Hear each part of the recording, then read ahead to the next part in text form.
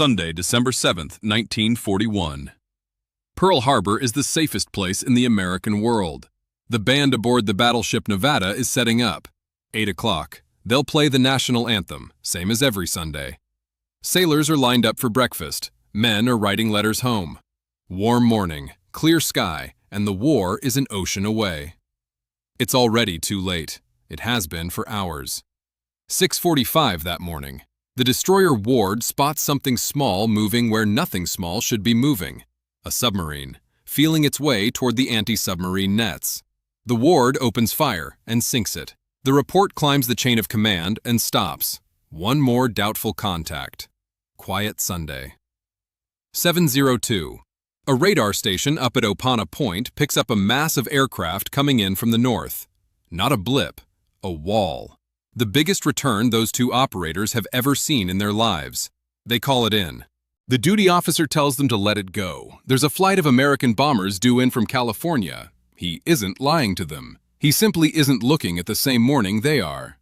7:48. The first planes come in low over the water. 353 of them, off 6 aircraft carriers that crossed thousands of miles of open ocean in total radio silence. 2 waves, 90 minutes, start to finish. 90 minutes. In that time, 2,403 Americans are killed, 1,178 are wounded, and nearly half the dead die on one ship. Around 10 minutes past 8, a bomb goes through the forward deck of the battleship Arizona and finds her powder magazine. The blast lifts the bow of that enormous ship clear out of the water. Men feel it across the whole harbor. 1,177 aboard the Arizona are killed, most of them inside a few seconds. Here's the part that stays with you. Aboard that ship were 23 sets of brothers. 77 men from 37 families who had asked to serve together, because that's what you did. 15 of those brothers came home. Across the water, the Oklahoma is taking torpedo after torpedo. She rolls completely over, and hundreds of men are still inside the hull when it turns upside down. Think about what that means for a second, because the men on the surface understood it immediately. For the rest of that day and into the next, rescue crews stand on the ship's bottom with cutting torches, working in the dark, stopping every so often to listen. Listen for tapping. Steel on steel, somewhere under their boots. 32 men are cut out alive. 429 are not. Now, not everything that morning was helplessness. Aboard the West Virginia, there's a mess attendant named Doris Miller. Black sailor, and under the rules of that time, he isn't trained to fire a weapon, not permitted to. He carries his mortally wounded captain out of the line of fire, then goes to an unmanned anti-aircraft gun, figures it out, and fires it until the ammunition runs dry. On May 27, 1942, he becomes the first African-American sailor to receive the Navy Cross. When the smoke lifts, the ledger reads like this. 4 battleships sunk, 4 more damaged, 3 cruisers and 3 destroyers hit, 188 aircraft destroyed on the ground, and most of them were lined up wingtip to wingtip in tidy rows, parked that way to protect them from sabotage. 68 of the dead weren't military at all. Ordinary people of Honolulu, killed by falling bombs and shells. The next day, December 8th, President Roosevelt stands before Congress and calls it a date which will live in infamy. The Senate votes for war 82-0, the House 388-1.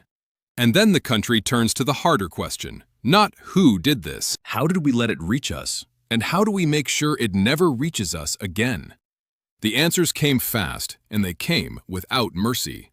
December 17th, Admiral Husband Kimmel and General Walter Short, the Navy and Army commanders in Hawaii, are relieved of command.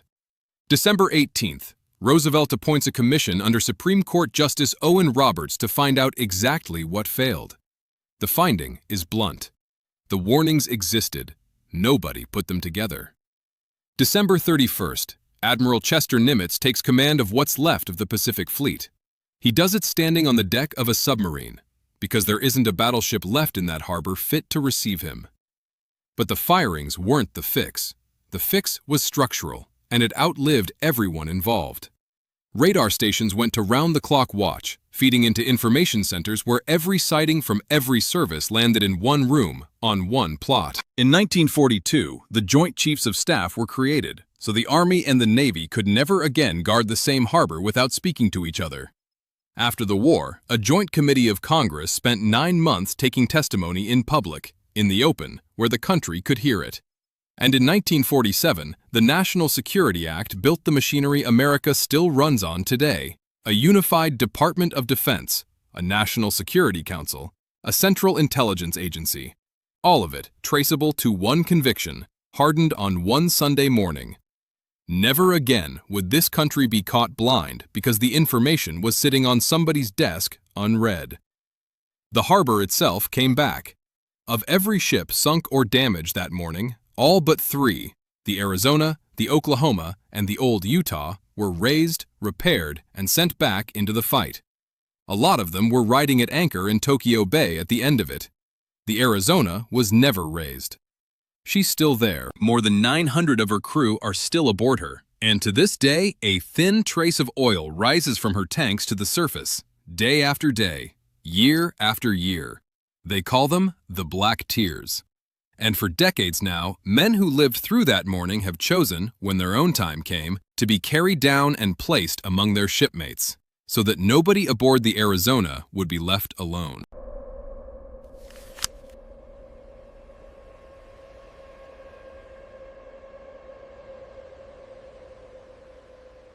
"5 weeks before Pearl Harbor, America was not at war. Nobody had told the men in the North Atlantic.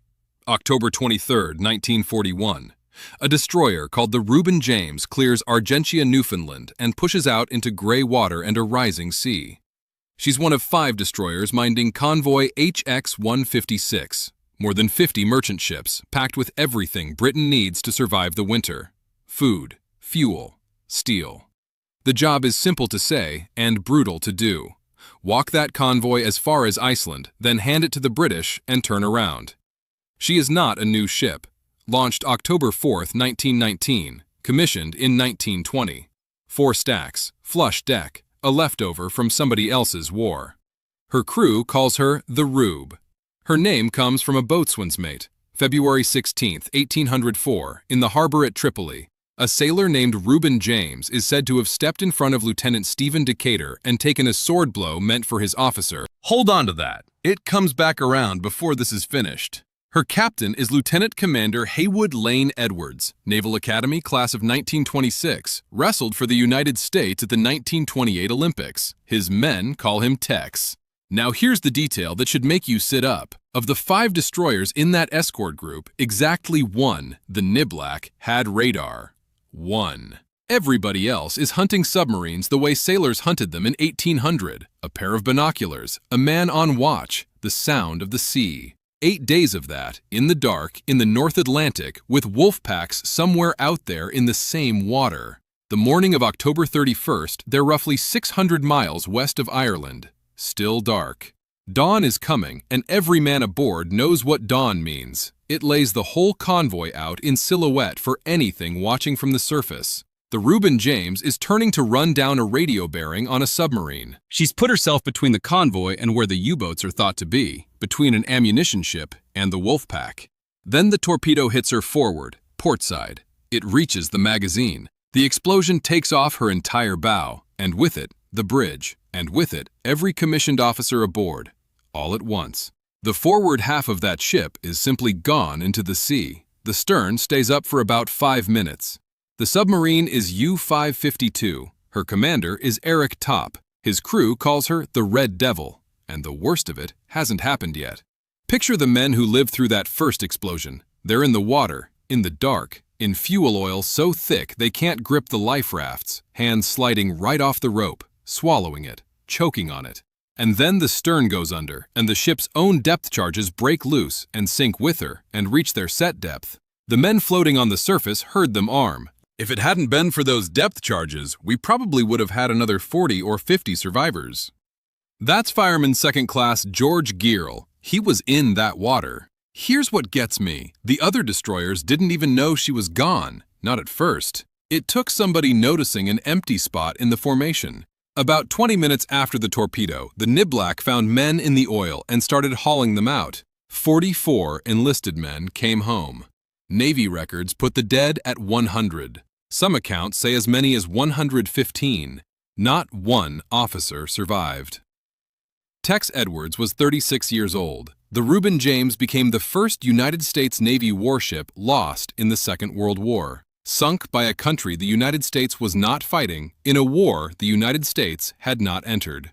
And she wasn't the first warning. 2 weeks earlier, October 17th, the destroyer Kearney took a torpedo and lost 11 men. She limped home. The Reuben James did not. So what actually changed? Because this is the part people skip. Congress changed. 2 weeks before that morning, arming an American merchant ship was against the law.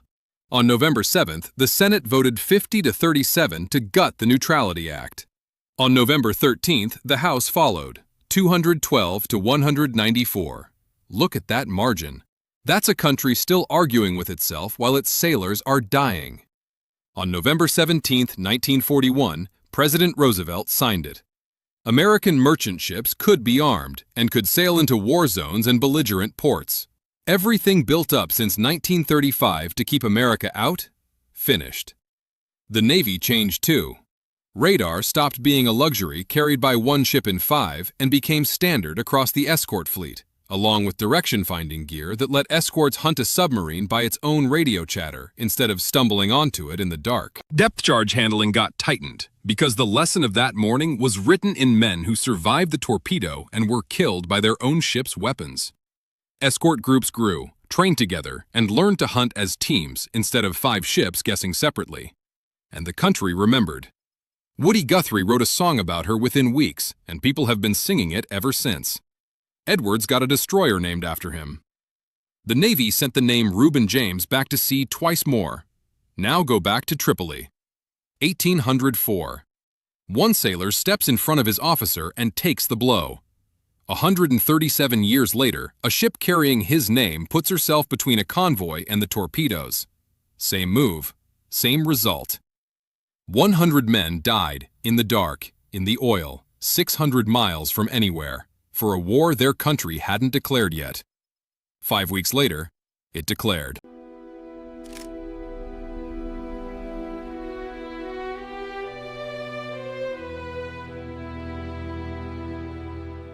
In 1941, the most dangerous thing in an American medicine cabinet was a pill that worked. Not a fake, not a patent medicine con. A real drug doing exactly what it was supposed to do. Sulfa drugs were the miracle of that decade. Before them, a strep infection could kill a healthy adult inside a week. Pneumonia took children as a matter of course. Then the sulfonamides arrived, and suddenly a doctor could put a small white tablet in a mother's hand and tell her, honestly, for the first time in human history, that her child was going to live. Sulfathiazole was one of the best of them. It came out of the Winthrop Chemical Company plant in Rensselaer, New York, on the Hudson, right across the water from Albany.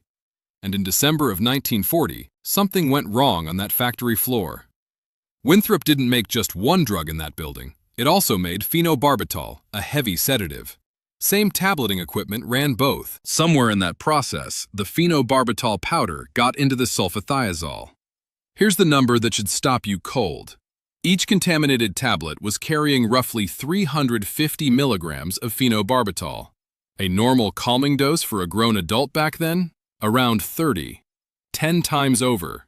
In a pill going to people who were already weak, already feverish, already fighting for air. More than 400,000 of those tablets went out into the country. Doctors' offices, hospitals, corner drugstores from Massachusetts to California. And nobody knew. Picture what this looked like at the bedside, because that's where the horror actually lives. A 4-year-old girl in Tulare, California, has pneumonia. Starting at noon on February 23, 1941, she's given 4 Winthrop sulfathiazole tablets. That's the whole crime. A parent following the doctor's instructions. She slips into unconsciousness. And now, here's the cruelty of the thing. To the doctor standing over that bed, it looks like the pneumonia winning. Children with pneumonia get worse. They sink. They stop responding. There is no reason on earth to suspect the medicine. She did not recover. That's what made this different from a poisoning. The disease handed it a cover story. So how does anyone catch something like that? Somebody has to notice a pattern the illness can't explain. March 19, 1941. George Adams, chief of the Food and Drug Administration's Boston station, hears about a 3-year-old girl in the city who went into a coma after taking sulfathiazole.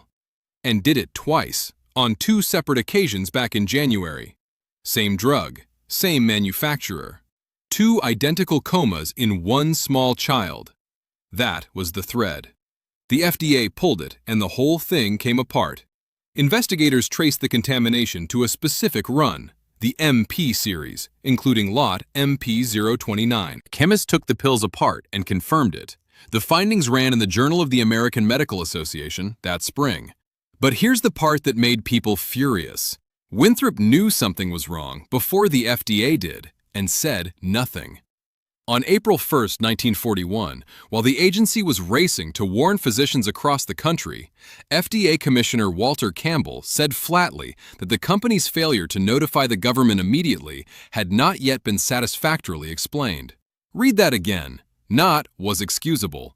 Not has been addressed. Not yet satisfactorily explained. The next day, the American Medical Association took it nationwide. Watch your patients, check your shelves, pull these lots. And the company's own recall turned out to be a mess. Investigators later found the effort to retrieve the tainted tablets riddled with irregularities. How many died? Even now, we don't have a clean number. One careful tally puts it at least 82. The FDA's own history counts nearly 300 deaths and injuries together. Whatever the true figure, the shape doesn't move. Dozens of Americans, a lot of them children, killed by the thing that was supposed to save them. And the maddening part? America thought it had already fixed this. 4 years earlier, in 1937, elixir sulfanilamide killed more than 100 people, most of them children, because a company dissolved a drug in what was essentially antifreeze. That produced the Federal Food, Drug, and Cosmetic Act of 1938, which for the first time required a company to prove a drug was safe before selling it. Sulfathiazole found the hole in that law. Because sulfathiazole was safe, it was tested, it was approved, it worked. The drug was fine. The factory wasn't. So the rules changed again, and this time they went through the front door of the plant. Winthrop became the first company since the 1938 law took effect to have its new drug application suspended. The FDA then wrote detailed manufacturing controls into Winthrop's sulfathiazole production and pushed the same demands across the entire industry. Separate production lines, documented cleaning between runs, batch records that follow a lot from raw powder to sealed bottle, testing that proves what's actually in the tablet, not what's supposed to be. That became the foundation of what we now call good manufacturing practices. Every pharmaceutical plant in America still runs on it. Congress moved too. December 1941. The insulin amendment requires the FDA to test and certify every single batch of insulin for purity, strength, quality, and identity before it can be sold. 1945. The penicillin amendment does the same, batch by batch. Later amendments stretch it across all antibiotics, and it holds until 1983. So next time you turn a pill bottle over and see a lot number stamped on the label, that isn't decoration. That's a paper trail. It exists so a bad batch can be found and pulled before it reaches the next child. And it exists because of the ones nobody found in time.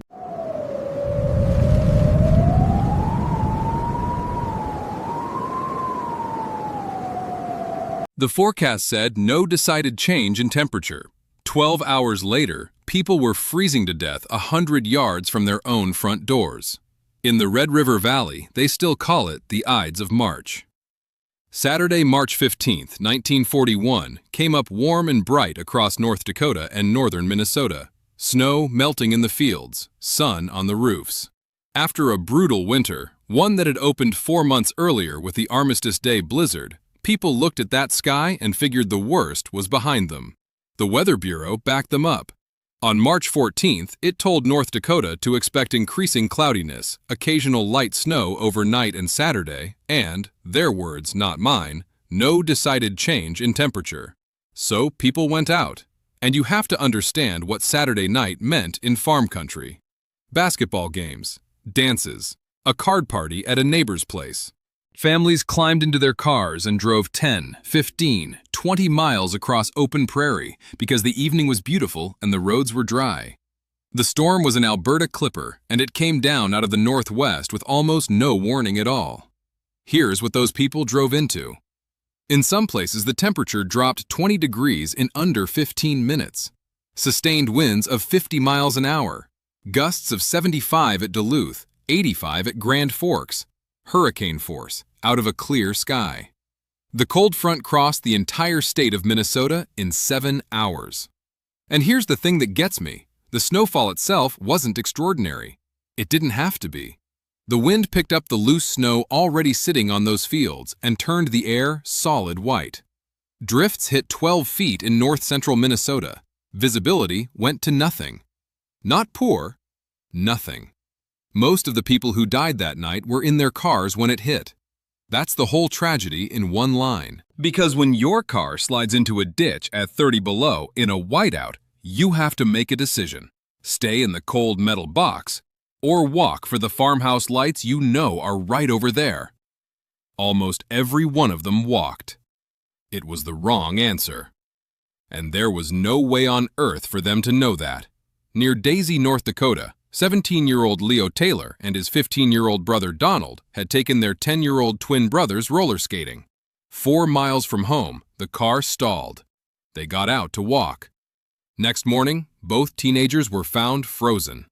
A searcher saw an arm waving out of a snowdrift. That was Dickie Taylor, 10 years old. It was the last thing he ever did. He died minutes later. He had spent the night covering his twin brother with his own body. That twin lived. Rosalie Anderson, 14, frozen near the town of Michigan, North Dakota. Bernice Smodge, 14, same town, same night. Mr. and Mrs. Melvin Reap of Devil's Lake, found 2 miles from their abandoned car. Gust Carlson, 67, near Lakota. Sid Bonamy, about 26, the station agent at Tilda Junction, east of Crookston, froze near his own home. A 10-year-old named Charles Gerke lost his grandfather that night. The old man was walking a fence line back toward his farmhouse. They found him less than 100 yards short of it. Read enough of these accounts and one word keeps surfacing: yards. Sometimes feet. People died within sight of the door. By Monday, March 17th, the Bismarck Tribune counted 59 known dead and at least 77 still unaccounted for. The wind had quit and the cold had settled in to finish the job. 22 below at Bemidji, 11 below at Eau Claire, while snowplows fought drifts that were still blocking the search parties. March 18th, the Grand Forks Herald ran the banner, 72 dead.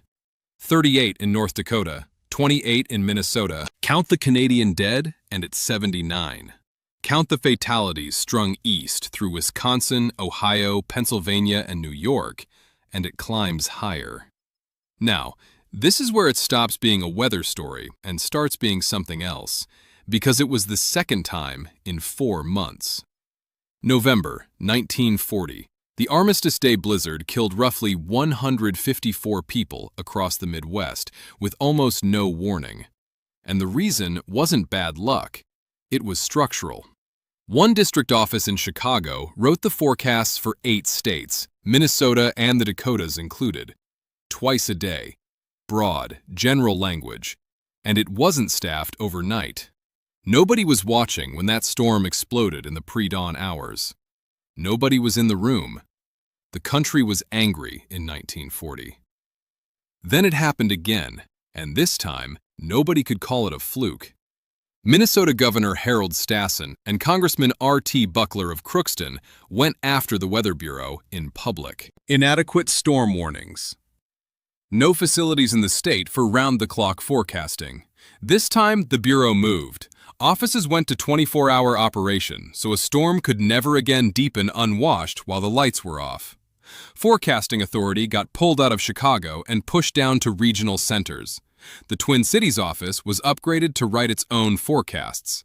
North Dakota and Minnesota forecasters were finally handed control over the weather in their own sky. 2 storms, a century of consequences. That decentralized, always staffed structure is the direct ancestor of the National Weather Service you check on your phone. More than 100 local offices, every one of them manned around the clock. So when your phone buzzes with a winter storm warning tonight, understand what you're holding. It buzzes because of a Saturday evening in 1941, and a 10-year-old boy in a snowdrift who spent the last of himself keeping his brother warm.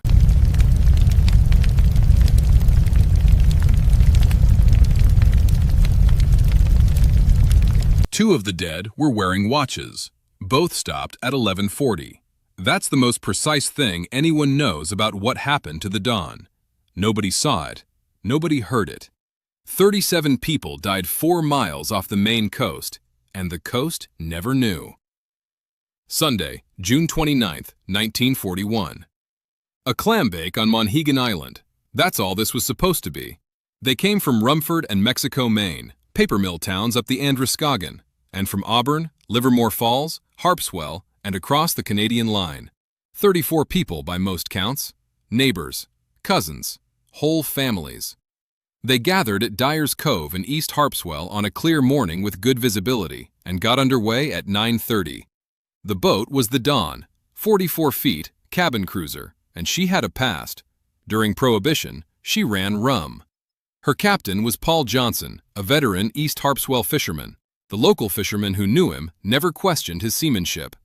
They questioned the boat. She was top-heavy, she rolled easily, and she had already sunk 3 times in the previous decade and been raised every time. Sit with that for a second. 3 times. The Dawn crossed to West Point for provisions. People went into Reed's General Store.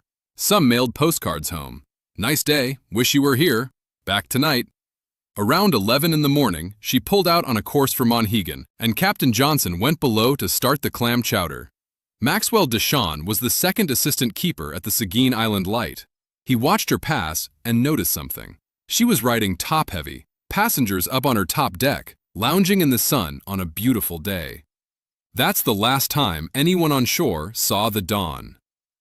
Now here's what makes this one sit wrong with me. The fog had come in and closed the water off. An explosion strong enough to destroy a 44-foot vessel went off roughly 4 miles from Seguin Island, and as far as the world was concerned, it happened in total silence. When the Dawn didn't arrive, state police confirmed she'd never reached Monhegan. Then the search ran straight into the weather. Impenetrable fog and thunderstorms hampered recovery for 4 days. 4 days. While families stood on the shore, the bodies came in on the current. Most washed up off the tip of Bailey Island. Others turned up across Casco Bay over the next 2 weeks, from Orr's Island all the way down to Cape Elizabeth. They were carried into Mackerel Cove and driven by ambulance to the Laws and Demers Funeral Home in Brunswick. 20 men, 17 women. And the bodies told the story. Many were burned. Charred wreckage came ashore with them. On July 1st, the Coast Guard's Portland port captain attributed the loss to what he called a very powerful explosion. The National Fire Protection Association recorded it the same way: explosion, followed by fire. So what was that boat carrying? July 2nd, Maine State Fisheries Warden John Stevens tells reporters the Dawn went to sea with 150 gallons of gasoline aboard, some of it in cans, on deck. He called her a jinx ship. He said she was overcrowded. He said she was inadequately equipped with life preservers. And this is the detail that ends the argument. Of the first 9 bodies recovered, 2 men and 7 women, not one was wearing a life preserver. They never had a moment. Not one of them. None of the party of 37 was found alive. In Rumford, the funerals ran back to back. It's still the largest single loss of life in that town's history. At Bailey Island, 500 people came to the service. So what changed? Here's the part that should make you angry. In 1941, almost nothing about the Dawn was illegal. Congress had passed the Motorboat Act just 14 months earlier, April 25, 1940. Real reform, genuinely. Life preservers, fire extinguishers, backfire flame arresters. A license for anyone carrying passengers for hire. Reckless operation made a federal offense. And ventilation ducts to clear explosive gasoline vapor out of the bilges of every closed engine and fuel tank compartment. That last one is the whole ballgame, and it applied to boats constructed or decked over after April 25, 1940. The Dawn was decades older. Grandfathered. Gasoline vapor is heavier than air. It sinks into the bilge, and it sits there, waiting for a spark. And there was no law on Earth requiring that old rum runner to vent a drop of it. There was no inspection either. A boat that size could load 34 paying passengers and put to sea without a government inspector ever setting foot aboard. That gap stayed open for 15 more years. 1956. Congress finally extended federal inspection to every vessel carrying more than 6 passengers. The origin of the rule every charter captain in America still works under. More than 6 people aboard for hire and your boat gets inspected and certificated. Your stability, your fuel system, your life-saving gear, all of it becomes somebody's legal responsibility with a name on the paperwork. 6. That's the line they drew. The Dawn was carrying 5 times it. And the whole disaster fits in one picture. A calm summer morning. Milltown families up on the top deck in the sun. Gasoline cans stacked on the open boards under their feet. And a man below in the galley making chowder for 34 friends.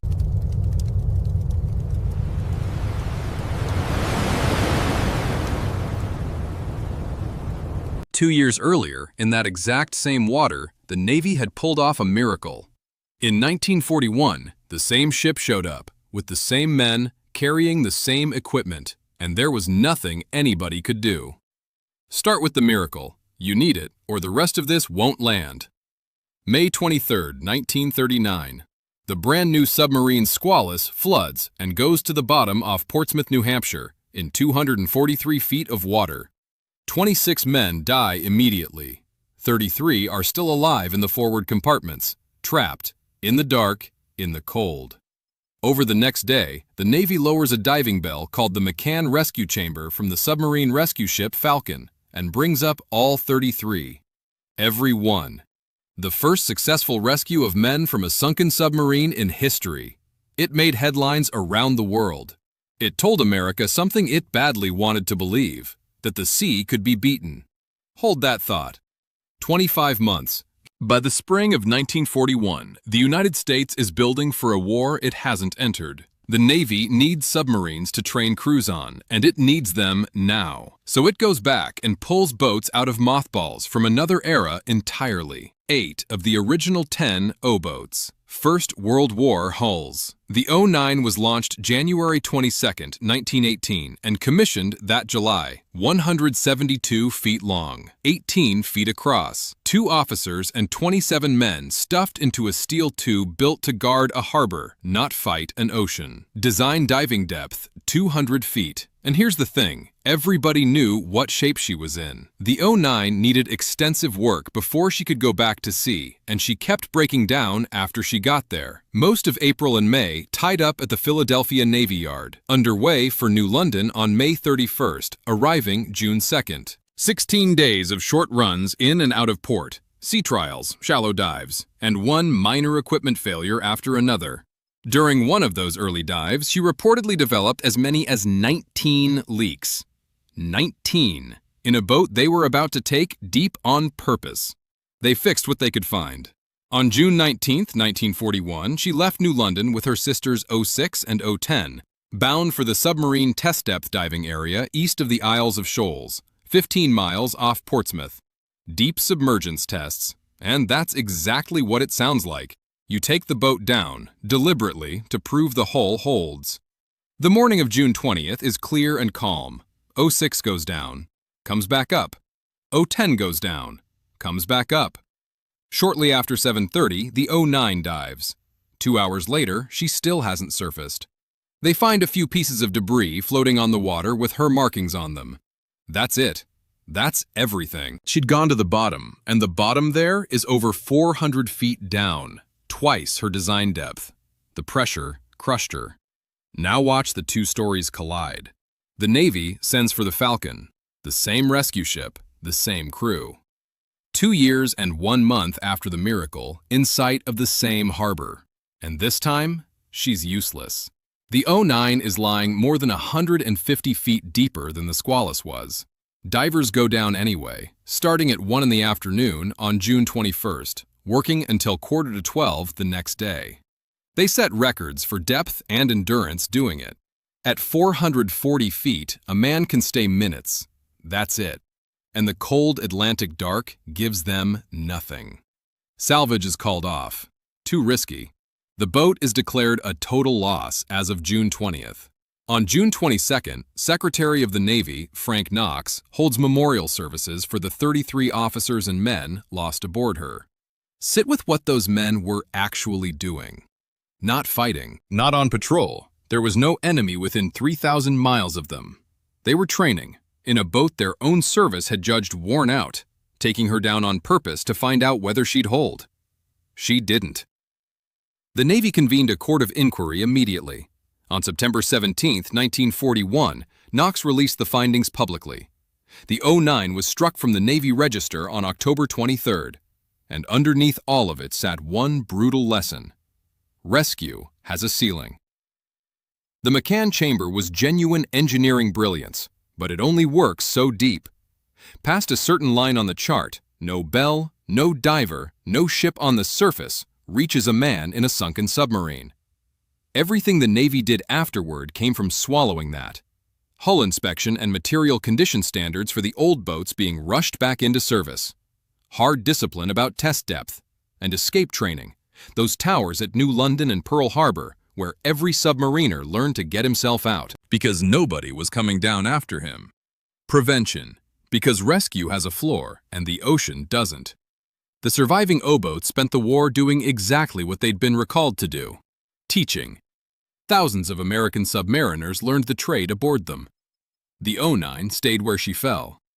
Her wreck was located in 1997, still on the bottom off the Isles of Shoals, 15 miles from the New Hampshire coast. 33 men aboard. Submariners have a phrase for that. Still on patrol. 5 months and 17 days later, the war came, and 52 more American submarines followed her down.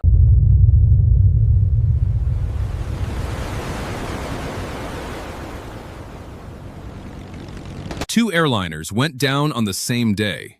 One of them we understand completely. The other one nobody has ever explained. October 30th, 1941. 2 crews, 2 states, 1,000 miles apart. 34 people died in American commercial aviation in a single day, and in 1941, that number was staggering because there weren't many airliners in the sky to begin with. The DC-3 was the workhorse of the entire industry. 21 seats, 2 engines. On one Thursday, 2 of them came down. Start in the Midwest. Northwest Airlines Flight 5 was a marathon. Chicago Municipal Airport all the way to Seattle, hopping the northern tier of the country. Madison, Minneapolis, Fargo, Billings, Butte, Spokane. A Douglas DC-3A, registration November Charlie 21712, 12 passengers, 3 crew. Late in the run, she was coming into Fargo, North Dakota. She never got there. She went down just north of the Moorhead, Minnesota city limits, right across the river. The cause was ice. And you need to sit with what that meant in 1941. An airplane flies because air moves cleanly over the curve of the wing. Let ice build up on that leading edge, and you haven't just added weight. You've changed the shape of the wing itself. Lift falls away, drag climbs. And here's the cruel part. It happens quietly. In cloud. In the dark. With a crew that has no way to see what's piling up out there on the metal. 14 people died at Moorhead. 1 man walked away. Clarence F. Bates. Now go east, because at almost the same hour, on the other side of the Great Lakes, something far stranger was unfolding. American Airlines Flight 1. They called her the New Yorker, a Douglas DC-3, registration November Charlie 2 5663, with a name painted on her nose, Flagship Erie. New York to Chicago by way of Newark, Buffalo, Detroit, South Bend. 17 passengers, 3 crew. She left Buffalo at 7 minutes past 9 that night, and then, over southern Ontario, she started to circle. Investigators reconstructed it almost minute by minute, and this is the part that has bothered people for 80 years. The airplane began to descend. It circled to the right. It banked normally, for the radius and speed it was flying. The first circle was about 1.5 miles across. Then, the next one was tighter, and the next one tighter still. 4 circles, spiraling down. She pulled out of that spiral very close to the ground. Then, she climbed suddenly, 200 to 500 feet, and may have stalled. Then, she dived into the earth at roughly 70 degrees, nearly straight down. Near Lawrence Station in Southwold, Ontario. She burst into flames on impact. All 20 aboard were killed. And here's what keeps this case open. Investigators never determined why. Not mechanical failure, not weather, not pilot error. The cause of the crash of American Airlines Flight 1 was never established. Think about what that does to 20 families. There is no answer to hand them. A sound airplane, flown by a professional crew, descended in tightening circles over Canadian farmland for reasons nobody could name, and flew itself into the ground. Same date, same aircraft type, same night. One crash explained down to the physics. One never explained at all. So, what did America actually do about it? The machinery was already in place, and this is one of the genuinely good decisions in American aviation history. The Civil Aeronautics Act of 1938, restructured in 1940, handed accident investigation to the Civil Aeronautics Board, a body kept deliberately independent from the agency that promoted and regulated the airlines. Read that again. The people asking what went wrong did not work for the people who might be blamed. That principle is the direct ancestor of the National Transportation Safety Board. It's why, when an airliner goes down in this country today, the investigators answer to nobody in the industry. And ICE? ICE got attacked head-on. Airlines were already fitting rubber de-icer boots to wing and tail leading edges, bladders that inflate and crack the ice off. But nobody understood the physics well enough yet. How much water is actually suspended in a cloud? What size are the droplets? At what temperature does it stick, and where? So the government built a machine to answer that. At the Aircraft Engine Research Laboratory in Cleveland, the National Advisory Committee for Aeronautics built the icing research tunnel, a closed loop that could drop the air inside to 45 below, blow it at 300 miles an hour, and spray a manufactured cloud into the stream. On September 13, 1944, they rolled a Bell P-39 Airacobra in there and froze it on purpose. That's the whole idea. Instead of learning what ice does to an airplane by losing the airplane, learn it on the ground. That tunnel worked through the war on carburetor icing, propeller de-icing, heated wings. In 1945, they hauled in an air scoop off a C-46, a transport that was icing up and killing crews on the supply route over the Himalayas into China. They found exactly why it was freezing. They redesigned it, and that tunnel never stopped. It's still running today at NASA Glenn in Cleveland. 80-plus years on, still the oldest icing tunnel in the world. Every piece of de-icing equipment on the airliner you'll board next month traces back through that building. 14 at Moorhead, and we know why. 20 in Ontario, and we never will.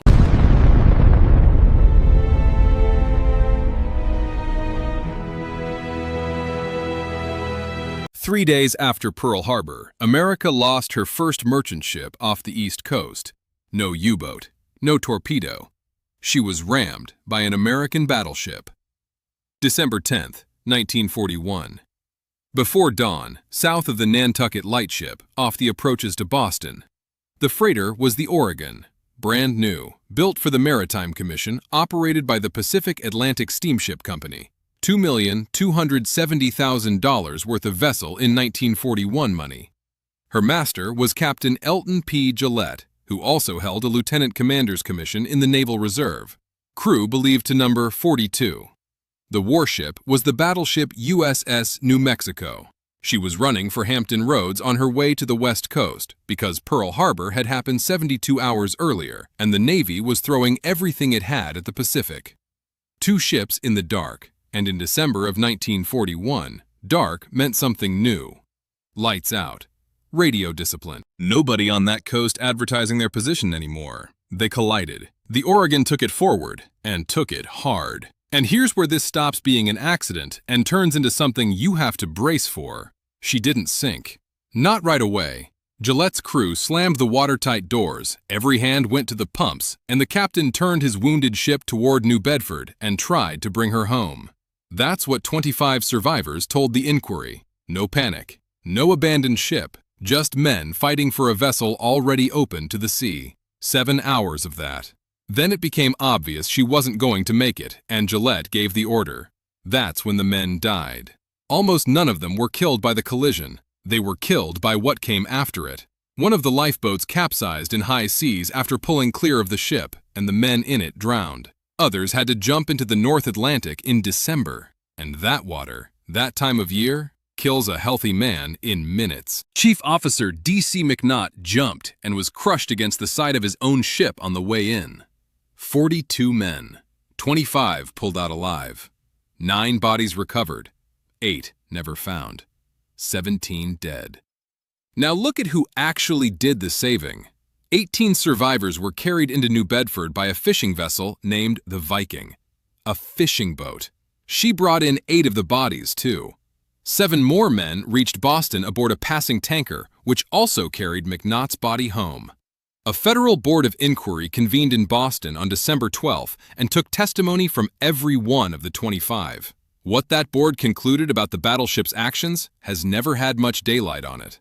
One researcher who spent years digging at this case said it as plainly as it can be said. He could find no account explaining why the New Mexico did not stop and attempt to render aid. Because something else happened that week. The Maritime Commission, working under a brand new wartime policy, asked the press and radio to refrain from publishing anything at all about any American merchant vessel in any waters. Not a word, not a photograph, nothing direct, nothing indirect. The curtain came down that fast. The Boston papers recorded it in the flattest language they had. The Navy, the Coast Guard, the ship's agents, and everyone else connected to the disaster remained rigidly uncommunicative. 17 families, and the war was 3 days old. So did anything actually come of it? Yes, and faster than you'd expect. The Commerce Department ordered American cargo ships to carry additional lifeboats and life rafts, enough for every single person aboard. Not the crew, everyone. And the order named the naval gun crews that were about to start shipping out on merchant vessels. That detail is bigger than it looks. 3 weeks earlier, November 17, 1941, Roosevelt had signed the repeal that finally let American merchant ships arm themselves, which meant merchantmen were about to carry Navy gunners on top of their own crews. More men aboard than the lifeboat capacity had ever been calculated for. Somebody in Washington did that arithmetic before the bodies were all ashore. And fixed it. The Oregon taught the whole lesson in one night.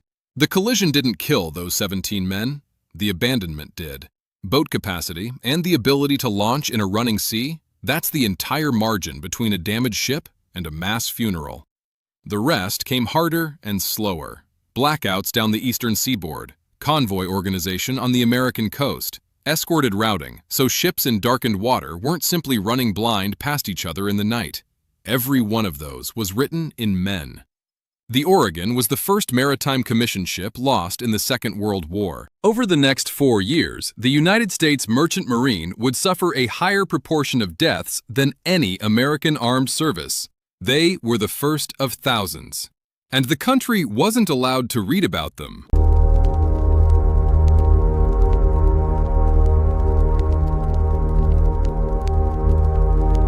12 of the 14 men who died that night had no burns on them at all. No wounds, no broken bones, nothing.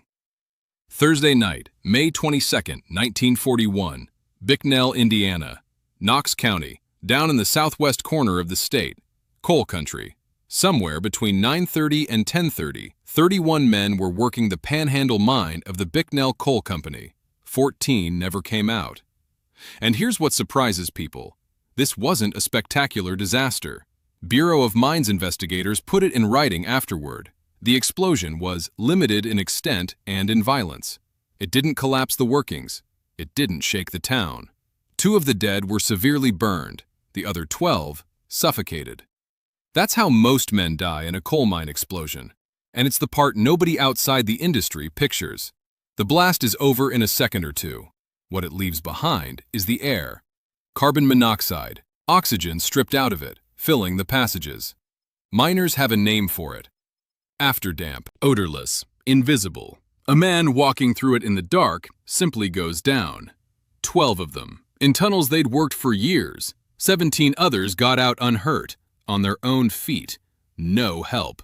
So what caused it? The federal investigation is uncomfortably specific, and I'm giving it to you straight, because the Bureau of Mines didn't soften a word of it. Methane had accumulated in that section.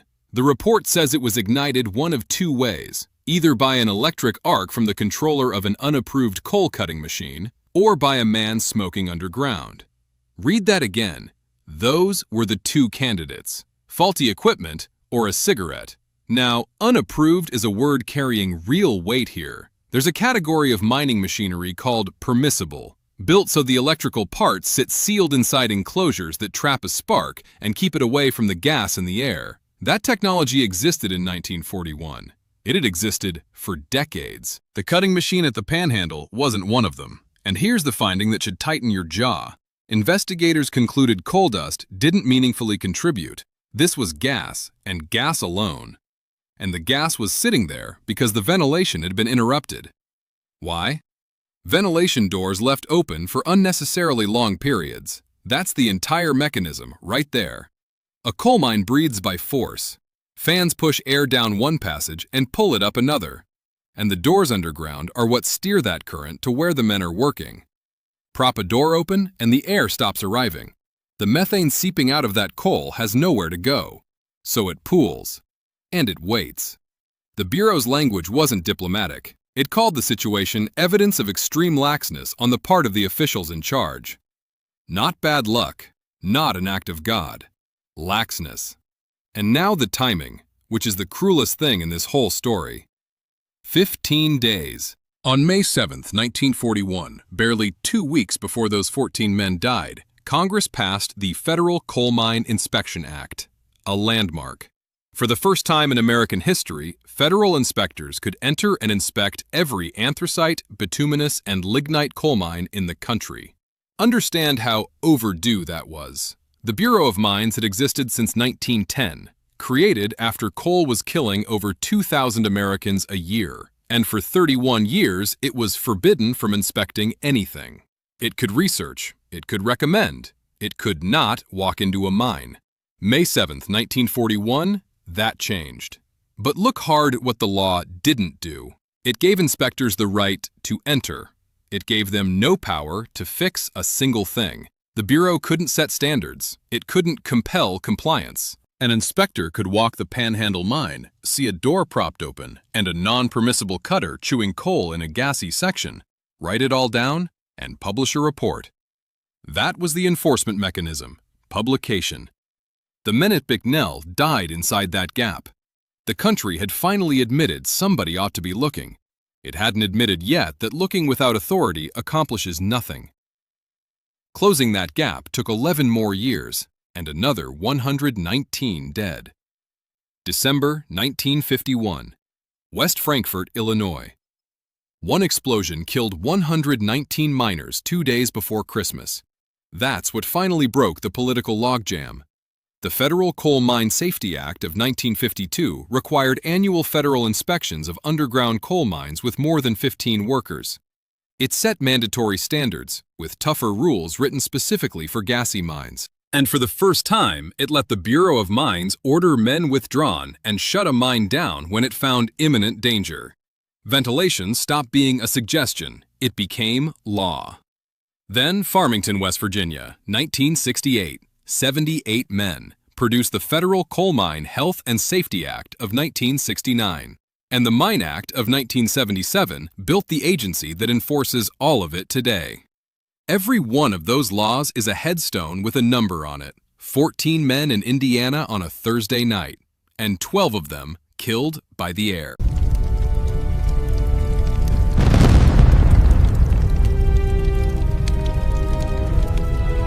"15 School Street, Brockton, Massachusetts.